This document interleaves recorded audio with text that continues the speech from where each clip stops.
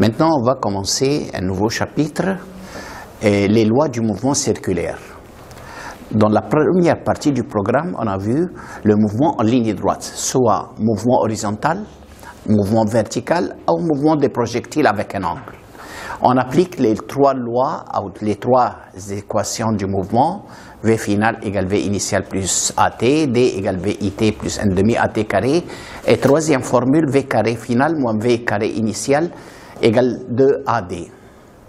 Maintenant, on va prendre un nouveau genre de mouvement, le mouvement circulaire, comme le mouvement de la Terre autour du Soleil, le mouvement de la Lune autour de la Terre, le mouvement d'un ventilateur. Le plus proche exemple, si un morceau de pierre est attaché à une corde et on le fait tourner dans un mouvement circulaire. D'abord, est-ce qu'on peut appliquer les trois lois, les trois équations précédentes? Non. Maintenant, on va commencer une nouvelle partie, c'est le mouvement circulaire. Au commencement, qu'arrive-t-il si une force agit sur un corps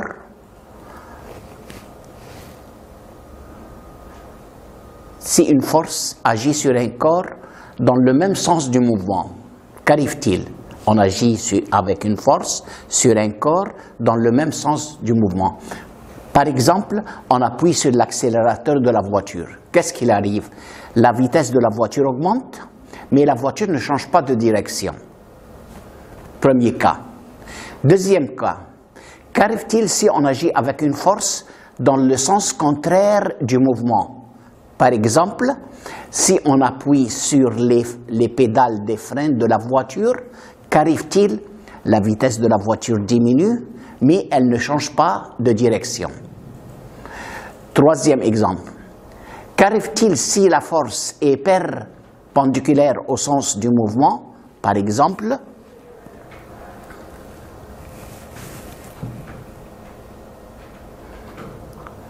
nous remarquons que le corps se déplace un mouvement circulaire. Voilà, un corps attaché à une corde et on le fait tourner dans un mouvement circulaire. Le sens de la force est dirigé vers l'homme, il tire le corps. Et le sens du mouvement est perpendiculaire au sens du mouvement. Donc, le corps se déplace avec un mouvement circulaire. Qu'est-ce qu'il arrive? La vitesse ne change pas, mais elle change de direction. Encore une fois, si la force est perpendiculaire au sens du mouvement, par exemple, un corps attaché à une corde et on le fait tourner dans un mouvement circulaire.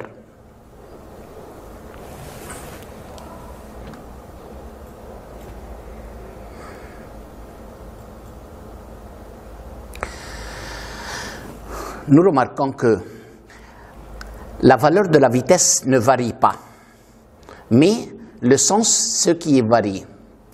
La force avec laquelle on tire un corps qui se déplace en mouvement circulaire, on l'appelle force centripète. Donc, on a vu trois cas. Premier cas, si la force est dans le même sens du mouvement, la vitesse du corps augmente, mais il ne change pas de direction. Deuxième cas, si la force est dans le sens contraire du mouvement, la vitesse du corps diminue, mais il ne change pas de direction. Si la force est perpendiculaire au sens du mouvement, la valeur de la vitesse ne change pas, mais il change de direction d'un point à un autre. Donc, quelle est la condition pour qu'un corps se déplace à un mouvement circulaire? Il faut qu'une force soit perpendiculaire au sens du mouvement. Voilà la condition pour qu'un corps se déplace en mouvement circulaire. Le mouvement circulaire. Quelle est la définition du mot mouvement circulaire? C'est le mouvement avec lequel le corps se déplace avec une vitesse constante, mais sens variable. Vitesse constante et sens variable. Et quand est-ce? Quand la force est perpendiculaire au sens du mouvement. Maintenant,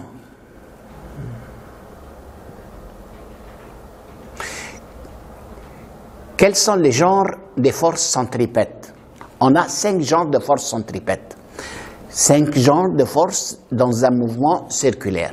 D'abord, la force de tension Exemple, un corps attaché à une corde et on le déplace en mouvement circulaire. Donc, le corps est attiré vers le centre qui est la main. On l'appelle force de tension. Deuxième genre, force de gravitation. Par exemple, la force avec laquelle le Soleil retient les planètes autour d'elle, c'est la force centripète. Donc, deuxième genre de force centripète, le Soleil retient les planètes autour d'elle, c'est la force gravitationnelle. Troisième genre de mouvement, la force de frottement. Par exemple, la force entre les pneus de la voiture et le sol.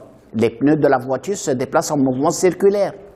Qu'est-ce qu'il arrive entre le sol et les pneus de la voiture?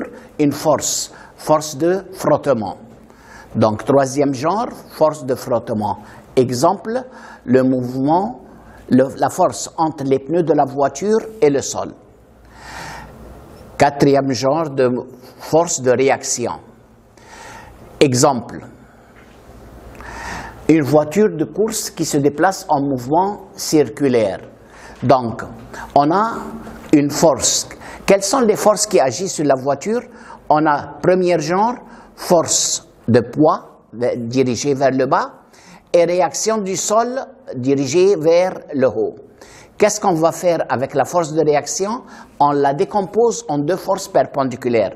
Force de réaction horizontale et force de réaction verticale. Donc, la force de réaction est la valeur de la force de réaction, la composante verticale de la force de réaction.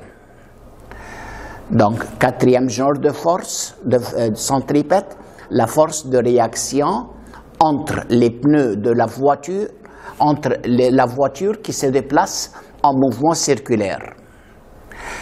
Cinquième genre de force, force de portance. Par exemple, un avion. Quelles sont les forces qui agissent sur un avion? Il y a le poids vers le bas, force de portance de l'air vers le haut.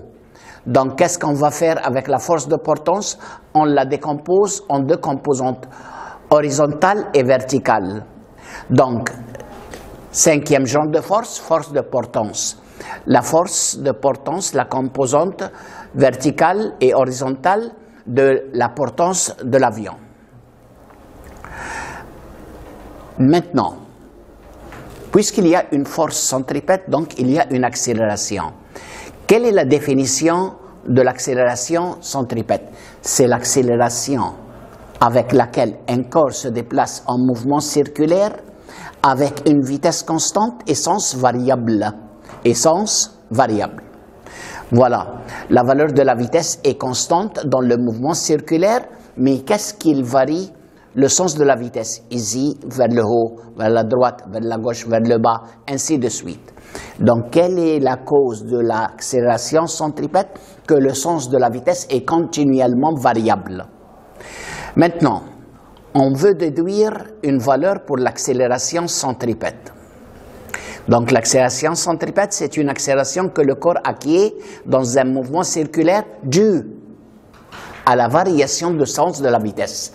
La valeur ne change pas, mais quelle est la cause de l'accélération centripète? Le sens de la vitesse est continuellement variable. Maintenant, qu'est-ce qu'on veut? On veut déduire une valeur pour l'accélération centripète. Nous supposons qu'un corps qui se déplace dans un mouvement circulaire avec une vitesse constante, v et v, mais le sens varie du point A au point B. Qu'est-ce qu'on va dessiner? Un triangle qu'on l'appelle triangle de vitesse. Que veut-on dire par triangle de vitesse? Représentation de la vitesse. Voilà une vitesse, par exemple 5.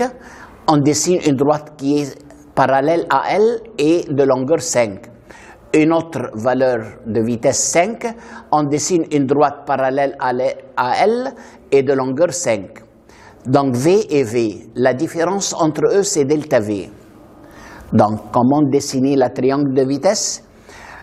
Représentation de la vitesse, une vitesse à une valeur, n'importe quelle valeur, 10 mètres par seconde, on dessine une droite parallèle à elle et de longueur 10. Une autre valeur de vitesse de valeur 10, on dessine une droite parallèle à elle et de valeur 10. Donc V et V. Donc la différence entre eux, on l'appelle delta V. Ce qu'on appelle triangle de vitesse.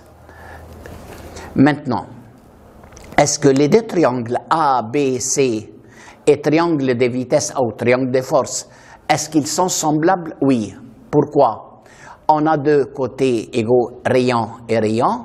Ici, on a deux côtés égaux V et V. Ainsi, l'angle entre eux égale l'angle entre eux. Maintenant, qu'est-ce qu'on profite si on a deux triangles semblables? Un rapport entre les côtés. Donc, si on dit AB sur R égale quoi de l'autre côté? Delta V sur V. AB, c'est une distance, et on sait que la distance égale V fois T.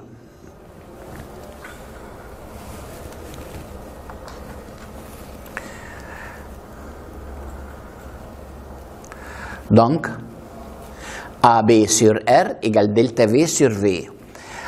AB, qui on donne un symbole delta L sur R, voilà, égale delta V sur V. Maintenant, delta V égale V divisé vient de l'autre côté multiplié, voilà.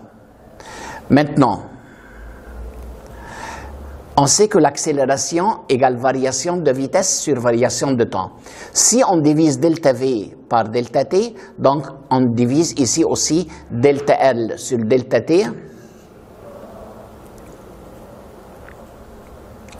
Delta L sur delta T fois 1 sur R. Maintenant, delta L sur T, longueur sur temps, c'est vitesse. Vitesse fois vitesse, c'est V carré sur R. Donc, V carré sur R. L'accélération centripète égale V carré sur R. Ici, il n'y a pas une vitesse initiale ou vitesse finale. C'est une vitesse uniforme, vitesse constante. On va voir une autre fois la démonstration de la déduire de l'accélération centripète. Calcul de la valeur de l'accélération centripète. On doit dessiner deux schémas. Un corps qui se déplace en mouvement circulaire. Supposons deux points A et B.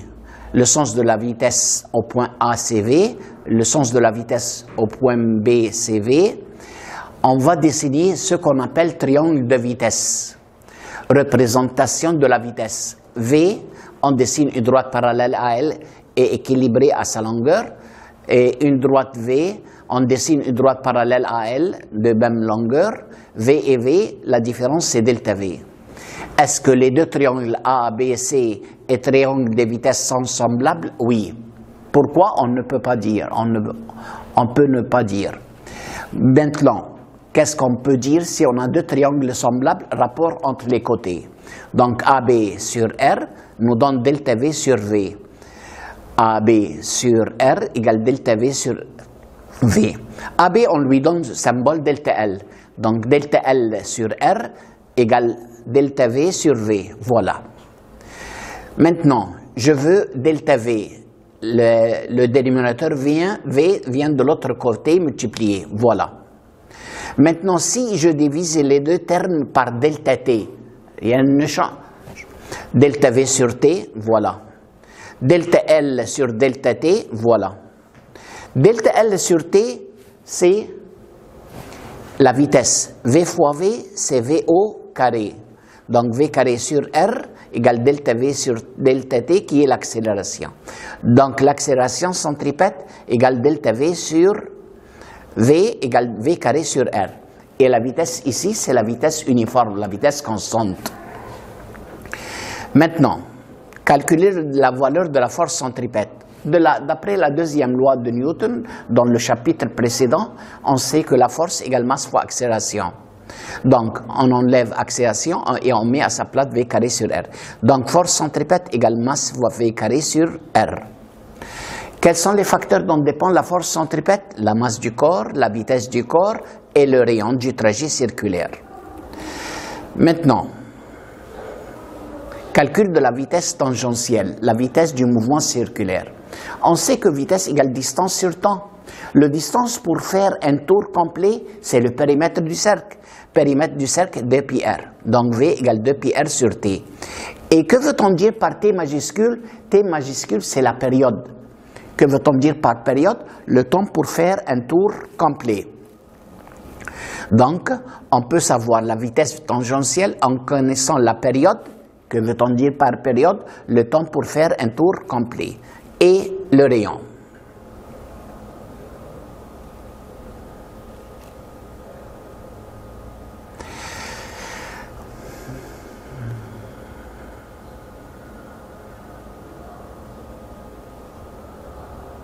Un exemple.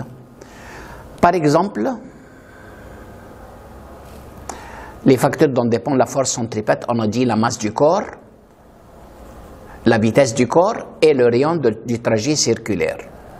La vitesse et le rayon. Ici, on a quelques commentaires à savoir. Par exemple, commenter pourquoi il est interdit du déplacement des grands camions de se déplacer sur quelques courbes dangereuses. Il est interdit aux grands camions de se déplacer dans quelques courbes dangereuses. Pourquoi? Parce que les grands camions possèdent une grande masse. Par suite, la force centripète augmente. Par suite, il est difficile de contrôler le grand camion de se déplacer dans les trajets circulaires. Deuxième commentaire concernant la vitesse. Par exemple, les ingénieurs commentés, les ingénieurs de chemin déterminent une vitesse limite aux courbes qu'on ne peut pas dépasser. Par exemple, dans les courbes, c'est écrit c'est interdit de dépasser une certaine vitesse. Pourquoi? Parce que force égale mv carré sur r. Donc la force est directement proportionnelle avec le carré de la vitesse. Donc si la vitesse augmente, la force centripète augmente. Donc si la voiture dépasse une certaine limite, la vitesse augmente, la force centripète augmente, ce qui est difficile de contrôler la conduite d'une voiture sur quelques courbes dangereuses. Maintenant, la force est mv carré sur r, donc la force et le rayon c'est inversement proportionnel. Maintenant, pourquoi par exemple il faut se déplacer avec une petite vitesse sur les courbes dangereuses? Sur les petites courbes dangereuses parce que le rayon est petit. Si le rayon est petit, donc la force augmente. Donc il est difficile de contrôler la conduite d'une voiture dans les petites courbes dangereuses. Maintenant, quel est l'effet de la décroissance de la force centripète sur le rayon de la trajectoire? Quelle est la relation entre la force et le rayon? Puisque la formule force égale mv carré sur r, donc la force est inversement proportionnelle avec le rayon. Force est inversement proportionnelle au rayon. Commenter, quatrième commentaire. Si une voiture se déplace sur une trajectoire courbée et la route était visqueuse, lézéga, alors les forces de frottement seront insuffisantes pour contrôler la voiture. C'est pour cela qu'il faut déplacer avec une petite vitesse si la route est visqueuse. Alors la voiture se glisse hors de la trajectoire courbée si la force centripète est insuffisante. Maintenant, quelques applications sur la force centripète, par exemple, sur le mouvement circulaire. Par exemple, dans les machines à lessiveuses, nous remarquons qu'elles se déplacent avec une grande vitesse. Quel est le rôle que la machine à lessiveuse se déplace avec une grande vitesse? Pour assécher les habits, pour trouver une méthode pour annuler l'eau des vêtements. Donc, première application pour assécher les habits dans les machines à lessiveuses. Assèchement des habits sur les habits. Par exemple, les gouttes d'eau sont accolées aux habits avec une certaine force. Lorsque le séchoir tourne avec une grande vitesse, cette force sera insuffisante de laisser ces gouttes dans leur trajet et par suite elles se projettent dans la direction de la tangente de la circonférence du cercle. Donc ils sont jetés vers l'extérieur, les gouttes d'eau. Petit problème, un corps de masse 600 grammes, on la doit transformer de grammes en kilogrammes, on divise par 1000, 0,6. Le fil de longueur, la longueur du fil 10 cm, on divise par 100, c'est 0,1. Avec une vitesse 3 mètres par seconde, la vitesse est 3 au carré, V carré 3. Donc pour trouver la force centripète, mv carré sur R, la masse 0,6, la vitesse 3 au carré, le rayon 0,1, ça nous donne 54 newtons. Eh bien.